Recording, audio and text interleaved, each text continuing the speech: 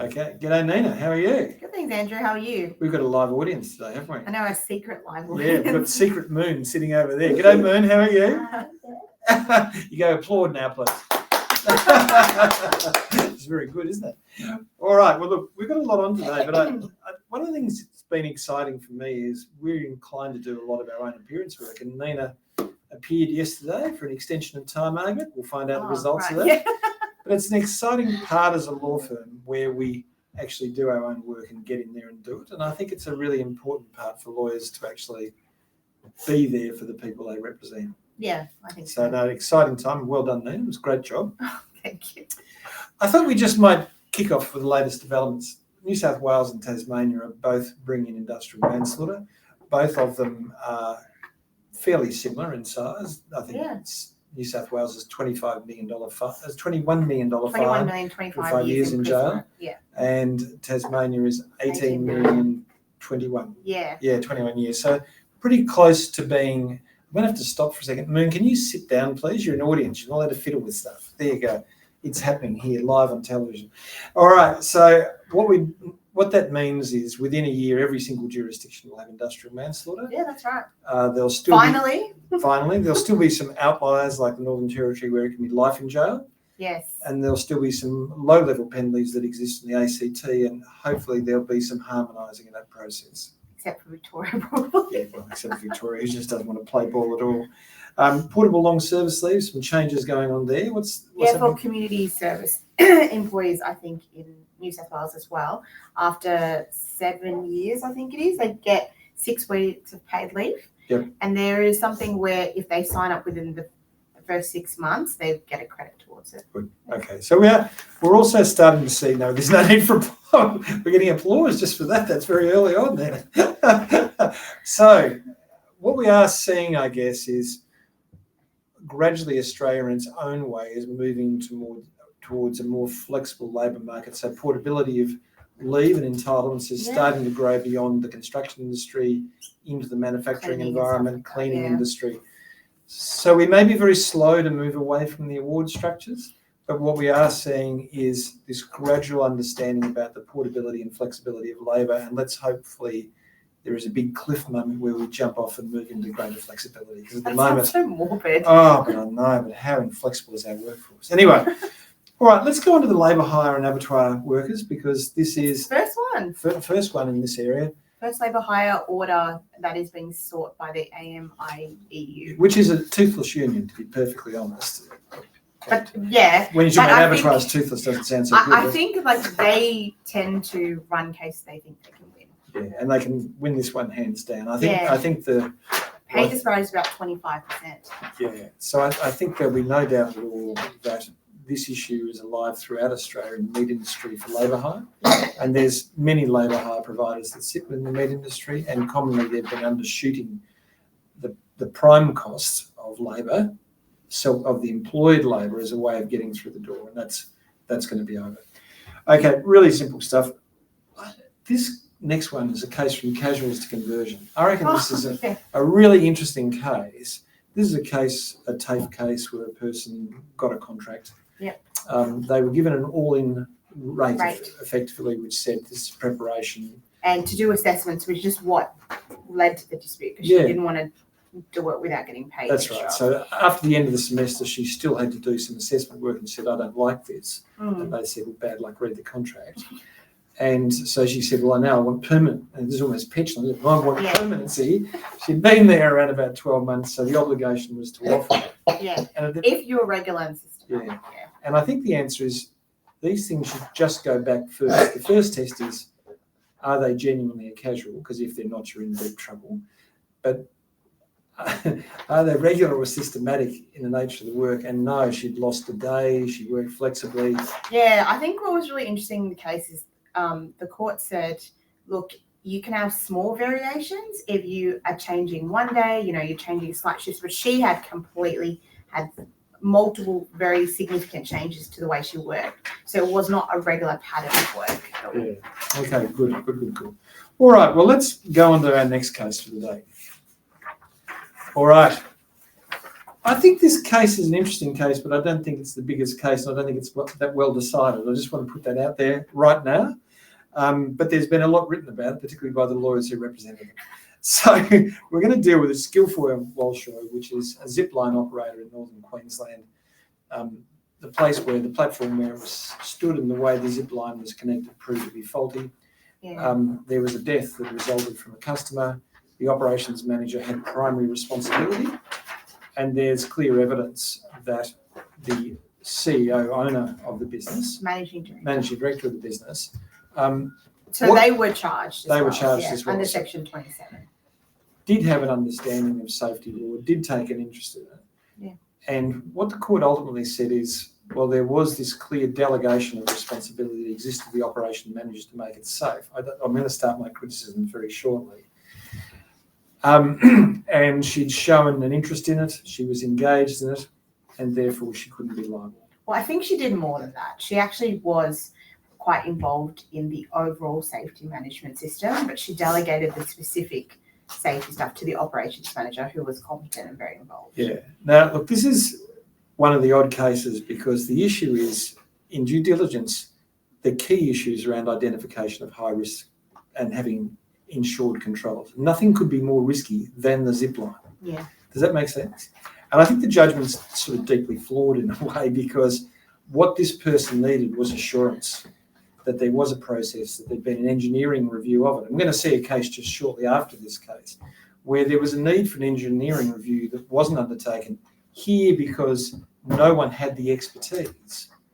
They had to get independent assurance and they didn't. So I think this is an interesting judgment because it shows that at some level there's a relatively high bar to prosecute an officer, but that doesn't fit at all with the legislation. So in other words, courts are reluctant to find an officer responsible. Nearly all of them are officers pleading guilty, not being found guilty. Yeah. But I think this is a poor decision, and I think we'll see this decision either appealed or other decisions which go quite against this decision. Yeah. Because the obligation of an officer is to look at high risk and be satisfied in their governance of it that the relevant evidence is there, even if they don't have the expertise, even if the person doing it doesn't have the expertise. They need some sort of independent assurance. And if your whole job is running a zip line, which is an engineering which is one of the structure, highest risks as well, and where the likelihood of death is high, you'd want to have some assurance based on safety and engineering principles that it was safe.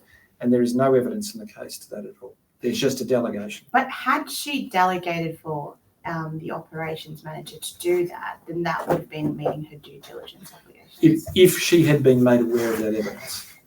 Okay, but it's a question she should properly have asked. And in Victoria, to be perfectly honest, the subjective knowledge of that high risk. Yeah, this wouldn't have fallen. Yeah. She would have been liable very quickly in Victoria, and possibly of reckless endangerment. Okay, so interesting how cases happen. Remember, it's judge by judge. Doesn't mean the decision's perfect when it comes through. It's a great discussion piece. If I believe the winners, they're the smartest people in the world. If I read the case, I think probably a flawed judgment, but really interesting discussion. We're going to see a lot more about it. But let's go to a case that reflects on the failing of this case in construction, okay? No, we're talking about a bullying case. Well, we're doing a bullying case first, okay? We'll come to the other case after, sorry. So this is a really interesting case, isn't it? Mainly because in the virtual world, we have people sending messages to each other. You and I, when we correspond, do it in 1-2 word things. Fortunately, have a relationship of meeting each other to know it's just being time poor. It's not rudeness. But talk more about the facts in this case. Well, basically, the employee was based in a completely different location to their manager. It was an IT employee, and so they only had ever met twice in person, and all of their communication was through messaging. And the IT employee filed a bullying complaint because they said that the manner in which the manager spoke to them was very curt, rude, and he thought it was microbullying. Microbullying, a new concept that only Nina's thought of. That's when very small people bully each other. Micromanaging, and HR investigated and found we're losing our audience. I should say. Lynn's given up. That's really a big vote against us today, isn't it, when my daughter leaves. Found that the complaint was not substantiated, and also gave the employee a warning about making vexatious complaints. And This then is the employee dumb just stuff never, from the HR. yeah, manager. that was very unnecessary. But basically, the employee went on sick leave and didn't come back and filed the claim. Yeah. And look, the court said, like it does nearly every time, remember, bullying is a really high threshold. And we would be wise to stop talking about bullying and just talk about misconduct. Yeah. Because bullying is a threshold. It's not misconduct, bullying and above, not misconduct below. So what this case really found is actually there was no misconduct at all. So it's not, there was no bullying, there was no misconduct. Yeah. Yes, the nature of the communication was brief, brusque at times, but it wasn't rude, offensive, or threatening. Yeah. And it could have been done better. Yeah, well, I think it's definitely not bullying, but it's an important case for us to consider in terms of like the psychological hazard aspect of it. I think, like you said, we are commonly time poor and don't take the time to fully step things out. And sometimes when I read back some of my messages, I'm like, oh, that could have come off as very curt. If I had empathy. But my point is, while it might not be bullying, there are still other aspects of it. So it could lead to psychological hazards. And it's why we chose the case. Yeah. Ultimately, this case is not about winning or losing. The case for Nina and I is we live now in a fairly virtual world. We're living with people who are highly distracted through the use of social media and technology to do their work. And as I've said before, there's strong social psychology evidence that suggests the nature by which we are distracted through technology is damaging our capacity to concentrate. But what that does mean, and certainly for me, is that I will answer any message that's sent to me wherever I am on my phone with one hand while I'm maybe driving. Yeah, doesn't always make sense. Doesn't always make sense either. But we need to be really careful about how stuff lands. So new staff who come into our business, I become aware as I walk back in the door after sending a message and I say, how'd that go, Tom? And he'll have a slightly surprised look and I go, oh, look, that's not how the message was meant, mate. But in a virtual world, we don't know that. So the need for proper engagement and deliberate engagement is really important. What we can't do is just get into sending short messages. And that's the story of this case. Really what the court said is you could do this a lot better. It wasn't about psychological hazards. Had we let this go another 12 months without complaint, then I think we would have been in psychological hazards land without doubt and potentially prosecutable psychological hazards. So, yeah, good case to choose, Nina. Let's go to the next case. I think this is the one that I wanted to talk about. Yeah, I think so. All right.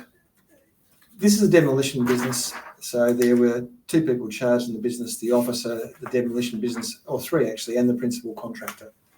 Again, can you just see principal contractor engages a demolition business and principal contractor is liable because the contractor failed to demonstrate in engineering terms the safety of what they were doing. And for all those people, I constantly talk about carving out liability. This is another great case where the principal contractor had nothing to do with the job that was being done. They hired someone with expertise, but their state of knowledge was such that they knew there was an issue about the safety of doing it and they would need engineering sign-off, and they didn't do it. Now, coming to the demolition business, both the officer and the business itself both knew they needed that evidence to be safe, and so both have been held liable. Sentencing happens at another time. But I want people to be very clear, just because you hand a job to someone, they have complete control of it. They put their arms around it, they have exclusive access to it. Doesn't mean you're not liable, where you have a known risk and you have to be satisfied of that high risk. And I want to keep coming back to that critical risk analysis part. And you can't carve that out. It's not a delegable duty. No. Like we keep seeing this come up everywhere. Yeah, and the issue is you can carve it out to the extent that you have evidence that someone is doing everything that's reasonably practicable. Where you know there is an engineering element that needs to be satisfied and you're not provided with comfort or assurance that engineering element has been satisfied, you're on liability as a principal. If it was a principal who's building a business with a principal contractor, the person who has the ownership still has the liability, although there's a principal contractor, if the principal contractor doesn't deal with that high risk. And it descends down to subcontractors and subcontractors to subcontractors. So I think this is a really good case. And this is the case that I think shows the zip line's wrongly decided, in that critical risk, clear critical risk, known to the organisation, known to every part of the organisation, just like the zip line structure, has to be the highest risk thing they have. And yet there's no assurance. Anyway, there you go. Let's go on. Your rant over. My rant is over today. Oh, main topic. Now look, last week, which I think was a lot of fun, we did about what you do before you start to negotiate. So let's just jump into the headings. We should have them spring up as we go. We're going to go through pretty quickly. You've now got all the evidence of what the price is. You know total cost of the enterprise agreement. You've communicated directly with your workforce, so they're on board in the process. You've got no surprise. You've done the survey that matters to them. The rule is you execute quickly on an enterprise agreement, because if you don't, the union agenda starts to creep in and what people want disappears. So who's going to negotiate? You must have one person who has critical knowledge of the organisation in the room. You must have somebody who writes well. That's all they've got to do. They've got to write well, and they've got to record what occurs as to what is the negotiation agreements that are reached. It's so key. The amount of times we've looked at stuff and people don't understand what actually was agreed, and then it varies and it causes more arguments. So at the end of every agreement, you should have each clause, what has been discussed, what has been agreed, and that's for good faith bargaining, because people can't walk away from it easily afterwards. And the last thing is this bullshit about having paired groups. So if the union bring 8 people, we bring 8 people, just show that you're worth something. Just no more than 3 in a room. Okay? If you're negotiating, you've got the person with authority, you've got the person with the understanding of the business, you've got the writer. That's it. Don't overcook this, because all you're doing is giving a privilege to people to say, well, if you've got 8, I've got 8. Yeah, those people just sit there and they just sit there. So what we want to see is that our people are exemplars of good behaviour throughout, they are knowledgeable throughout, and they create the document at the end every time. That's what we want. Let's go to our next heading. All right. Once you've created that document at the end, you must have a communication system that the supervisors take that to the floor immediately, wherever that is, and communicate the truth, because the union simply won't. Yeah. Next heading. We're racing through these. We're killing Sophie with this, aren't we? You should always have a steering committee above the negotiators. They are the owners, or the people who have the final responsibility, who we've talked about the steering committee document, who prior to you start negotiating have given you the parameters of what you can and can't negotiate. They understand why you're there and what you're trying to achieve for the organisation, and you feel authorised and empowered to do it. And after each negotiation, you hand them the documents of where we are and put in red things that are moving towards the edge of those parameters. Okay? Next heading. Look at this. We're racing through today. You are. Yeah, money is the last rule. Can I just say this? Do not negotiate money in the first meeting. It is always the last thing you negotiate. And then people just get stuck and fixated on it for ages otherwise. Yeah, they do. And they keep wanting extra. So remember, it's not just money, it's total cost. So it's not what people get at the end as a rise equals what is left over from the total cost of the enterprise agreement. So the total cost improvement is 4%, and they've got leave loading and everything else is already at 1%. The maximum they can get is 3, not 4. Because remember, enterprise agreements are aggregational in nature. If you get 4% 3 years in a row, the total cost is actually 13.2%. If you've got 4% on wages alone, the total cost is about 18% with on costs throughout the enterprise agreement. 5% is a big difference. So total cost rule. Next one. Good faith bargaining. Okay, if you don't have the documentation showing what you're doing and going out and talking to people, you'll breach good faith. Okay, and the reason you breach good faith is you're allowed to speak to your employees, but only on the basis of documentation the union is aware of. And you must set up the communication process before you start, so they don't say that you're going behind the union's back. That also means you've got to allow report backs from unions as part of it, which is a paid time, and you've got to make sure that those times are reasonable times, not 10 minutes when they're going to be half an hour. Yes, they're going to be rabble-rousing. And by the way, if you have CCTV that's operating in the area of the meeting, turn it off. Yeah, that's a good tip. I feel like a lot of people forget that one. Yeah, well, they do, because they're sitting watching it. So, next one. You should always start a negotiation with your draft EA. Yes. The perfect enterprise agreement. And in the back room, when you get back with your list, you should be looking at where you're going. And that draft EA should have prioritisation, things that must happen, things which would be nice, and things which not so sure about, which means when you do an EA strategy, you do it for a 10-year period. What am I getting this time, next time, and the one after? Because remember, you can only get a little bit each EA, but you've got to get what's important. But I also think that's important because a lot of people think if you've got an existing agreement, that means that is the the minimum you have to do, and you have to repeat the same thing. That's not actually the case. You can draft the EA you want and then work from that as a negotiation. Yeah, and I think the other part for that is EAs, as we try and understand them, are very hard because they're often created in the heat of the moment. The grammar's bad, what's said is bad, it doesn't correspond with the award. Awards are already very difficult for exactly the same reasons. So sometimes you can go back. Remember, you can't fiddle too much with an EA because you create dispute, but there will be several clauses like when overtime is payable and things, which are often impossible to understand, where you can say and give a document and put on the table, look, the intention of this last time was to do this. The words don't accurately reflect it. Can we do this? And usually it just gets a tick. So you can clean up the enterprise agreement over a number of iterations so everyone understands it, and it has to be a top drawer document. In other words, the supervisor has to know it and be able to use it. If the supervisor, this is my test, if Nina was the supervisor, I say explain overtime to me and she just looks at me, then I know I've got a problem, okay? All right, next one. All right, very simply, you must know the nature of industrial action that's likely by looking at union behaviour. Are they going to refuse to do things? Are they going to be stop works? What are they going to do? But most importantly, you must plan contingency. In other words, what will we do if they take each type of industrial action so that we don't lose productive cost? So it may be, if you're a manufacturer, filling your warehouse 4 months out of stuff that you know you're going to need, so that when industrial action is taken, actually it's cheaper for you because you're not paying anyone and you've got your warehouse full and you're doing it. But in any negotiation, contingency comes first. What is the likely industrial action from bans through to stop work? How will I manage those? So bans, I'll already have my direction to work to prove that it is a ban, to make a deduction, okay? But if you don't do that, doing it in the heat of the moment always goes wrong. And of course, what we're trying to do is get through a period of industrial disputation with the same levels of profit, not hitting our bottom line really hard. So contingency. I think we're getting close to the end. What's our next one? No, you're going to hurry up and rush. Wrap up strategy.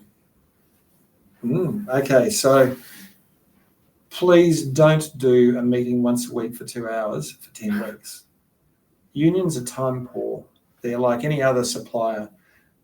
If you're a smaller business, they don't have a lot of time. They can't afford to spend the time there. So deliberately put in half a day and do 2 half-day sessions. If you're a bigger employer, do 2 solid days.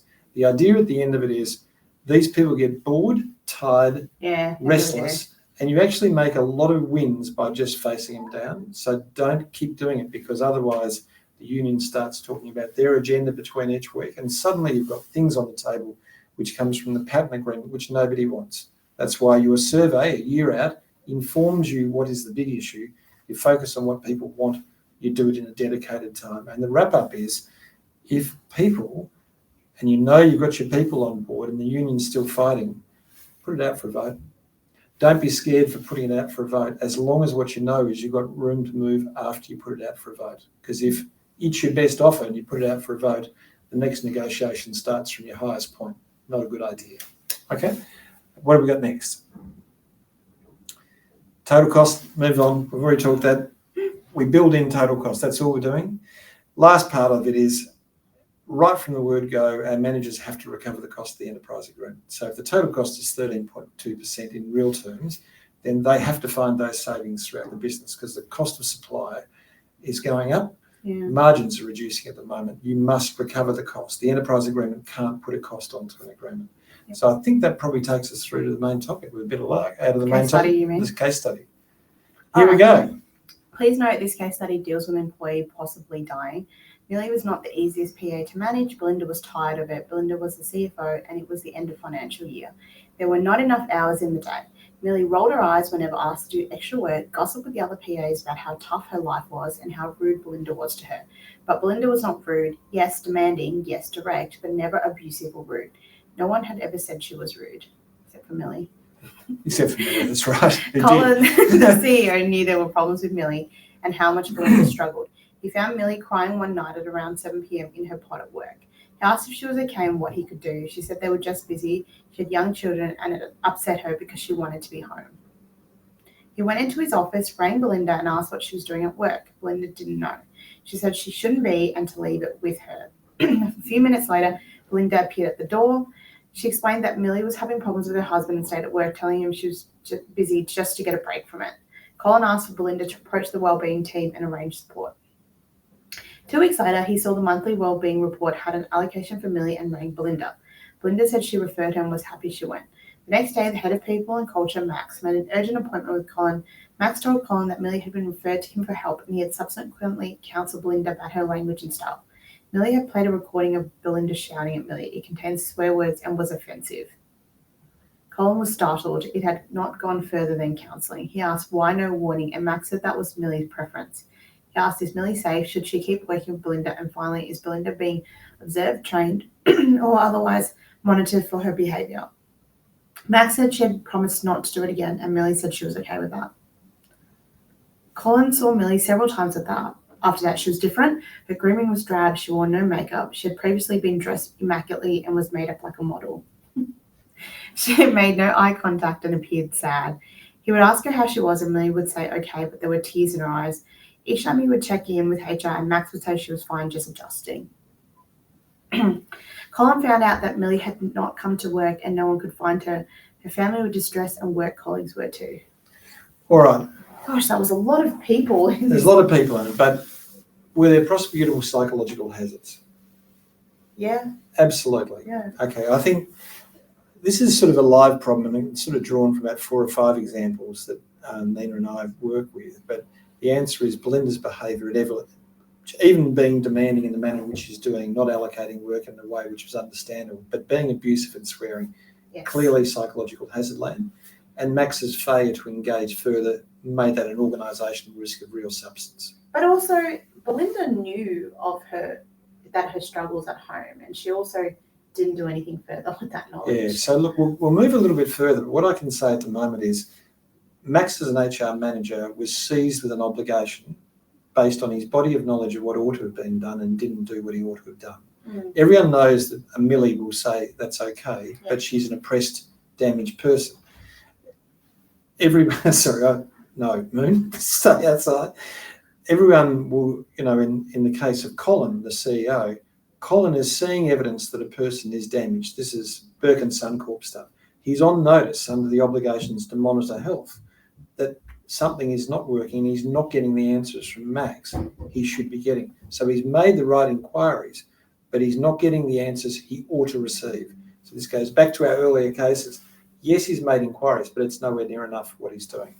So if Millie had died and it was clear that work was at least partially causative, could anyone be prosecuted? And the answer is undoubtedly Colin, undoubtedly Belinda, and possibly Max and the organisation, of course, because of attribution. Yeah.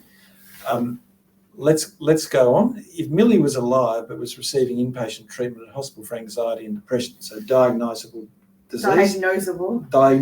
disease for Victoria, could she bring a successful workers' comp claim? 100%. Of course. If Millie said it was impossible to continue work for business, and when she raised swapping out of a job, Max had said there was no other role, and Millie said that it was unsafe, could she argue constructive dismissal, general protections, or discrimination in the manner in which she was treated? How was that constructive dismissal? Well, it is. So this is constructive dismissal because it is unsafe. It is impossible for her to continue in the role she's directed to do without adjustment. But we're not forcing her to leave the job. No, we're forcing her to stay and work in an environment that's impossible for her to stay in. So I think it's borderline constructive dismissal, okay? But I think it's definitely discrimination, no adjustment. Yes, I definitely think so once you get, but see, it works the reverse. Once you get general protections and discrimination because it's unsafe, okay? So it's a role that can't be done. I'm directing you to do something you can't do, and if you don't do it, your job is finished because it's the only job. It's constructive dismissal. Yeah, but I don't know if that would be as strong as the general protections, and I don't know if the current Fair Work Commission would find that. Yeah, well, they'd be wrong. I think it'd be interesting. But it's an interesting case, isn't it? Anyway, look, it was designed to agitate for you and I to disagree. Okay. Look, thanks very much. That was a lot of fun today. And I guess our concentration on officer liability is one because there isn't a clarity of law from the decisions. There's been good judgments and good thoughts going in. So although I've been critical, at the same time, it's a great case and really interesting. But the point is, it's not going away. It might seem repetitive, but it's because the regulators and courts are focused on officers now. And it's the thin end of the wedge. We're seeing officers with specific responsibility for the damage that they've done being charged. Yeah. but very shortly, because the legislation is clear, and that's not only officers' duties but reckless endangerment, industrial manslaughter. They don't require the person to have specific knowledge of the wrong. It is their role that creates the level of risk in it. Okay, so we are going to start to see cases which expand upon objective knowledge and governance as being a breach, and I guess that's my learning for the day. Yeah. Particularly where the learning comes from a critical risk that the organisation knows is a critical risk and you don't act upon it. Nina, great to have you along, as always, and well done again for yesterday. See you later. Thumbs up, guys. Cheers. Bye.